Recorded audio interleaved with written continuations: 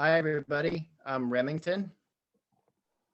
And I'm Chris, and this is our presentation on Finnish culture.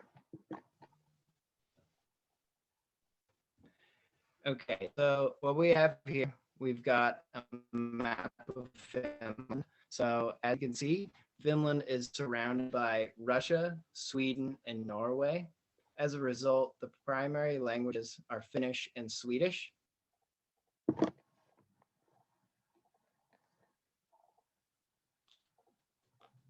Overall, throughout this presentation, we're going to look at some of the factors that influence leadership in Finland. Specifically, we're going to look at values, geography, history, religion, politics, and business. So in terms of values, I want to really focus on three main components: individualism, long-term orientation, and masculinity. So for the long-term orientation, this dimension describes how every society has to maintain some links with its own past while dealing with the challenges of the present and the future. Finnish culture would be a perfect example of what they call a normative culture because of their strong appreciation and long-standing traditions. Typically, normative cultures are more change averse than other cultures. This applies to Finland in a general sense. So, individualism refers to the degree of interdependence a society maintains among its members. It has to do with whether people's self image is defined in terms of I or we. So, individuals are expected to take care of themselves and their immediate families only in Finland. Hiring and promotion decisions are supposed to be based on merit only. Masculinity on this dimension indicates that a society will be driven by competition, achievement, and success, whereas femininity on this dimension means that the dominant values in society are caring for others and quality of life. The fundamental issue we're looking at here is what motivates people: wanting to be the best or liking what you do. Conflicts in Finland are resolved with compromise and negotiation. Incentives such as free time and flexibility are favored. The focus, in a general sense, is on well being. Now we're going to take a look at some of the geographical features of Finland. So, geographically speaking, Finland is characterized by vast wilderness and an abundance of water. Finland is also known for having an extremely harsh climate. Because of the climate and the large amount of forests, only the most southern one-third of Finland is populated in a meaningful way. Geography and Finnish culture go hand in hand, actually. Finnish proverbs and folklore largely revolve around a connection to the natural world. As a result of this connection to nature, Finland has put a lot of emphasis on environmental policy. Now, according to the World Health Organization, Finland has the greatest air quality among other industrialized nations.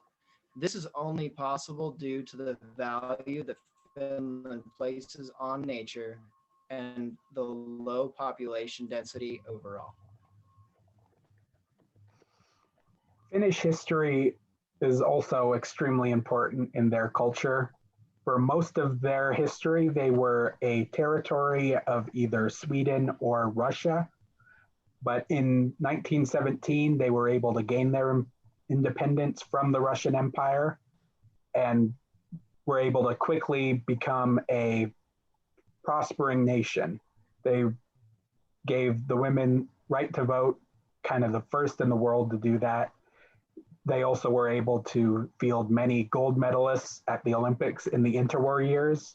However, World War II and the Winter War, which they fought right before it, had a significant impact on Finnish development as they went to war with Russia in the Winter War, and then were stuck in between Russia and Germany in the Second World War, which unfortunately made them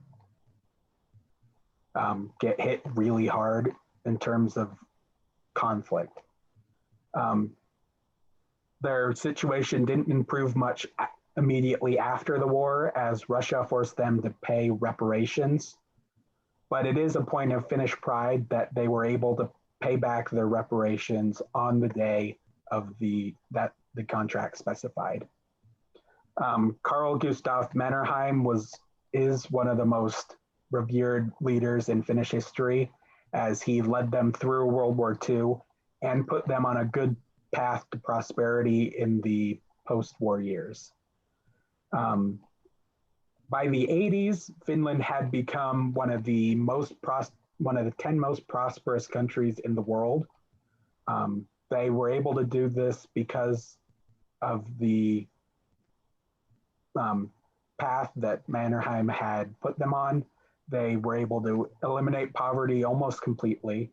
They had very little crime, and because of their environmental values, they were able to keep all of their development environmentally friendly.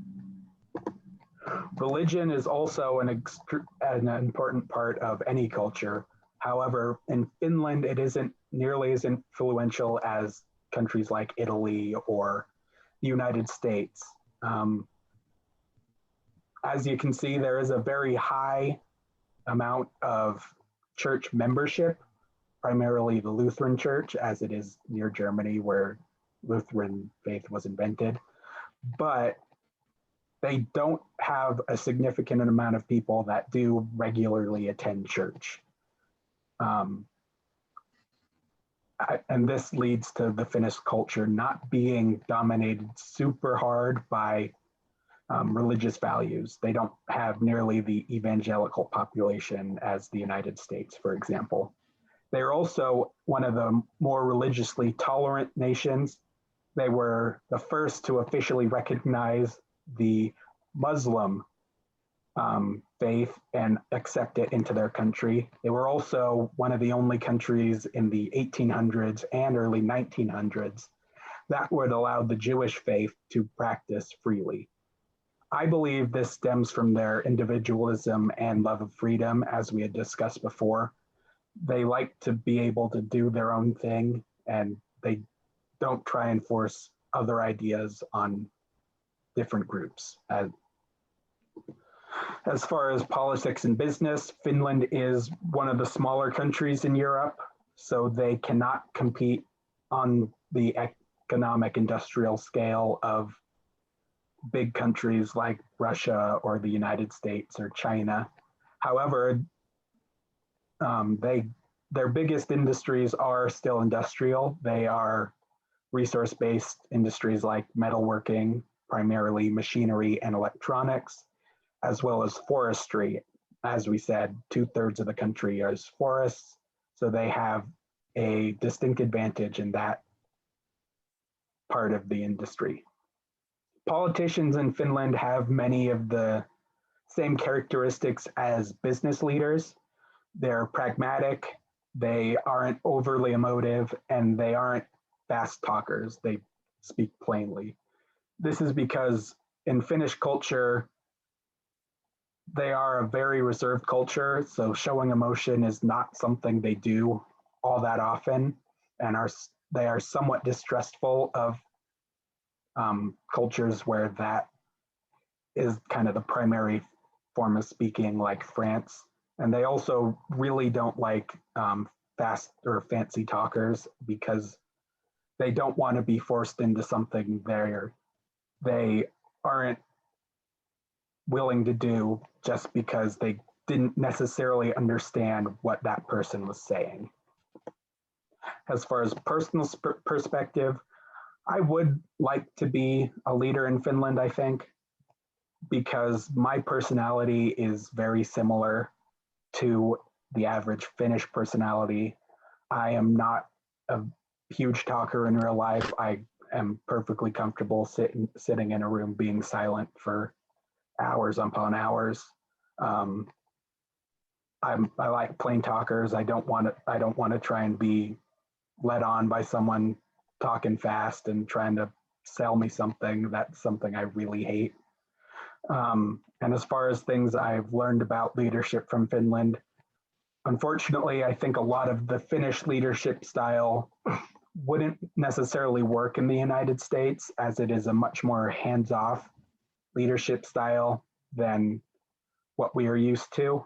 Um, However, it is a good place to try and get with if within your own company, getting to a place where you can tell your employees this is your task and you trust them to go off and complete that task without needing much influence from you. However, this only really works one in the United States once you have kind of cultivated the team and worked with them for a long period of time. So Finnish leadership would only work in a setting that where you trust your employees already. How about you, Remington? What's your perspective on Finnish leadership? Yeah, thanks. So I think I would like to go to Finland and be a leader, whether that be in politics or business. So there's three main things: environmentalism, the plain speaking, as Chris discussed, and then this adherence to long-standing traditions.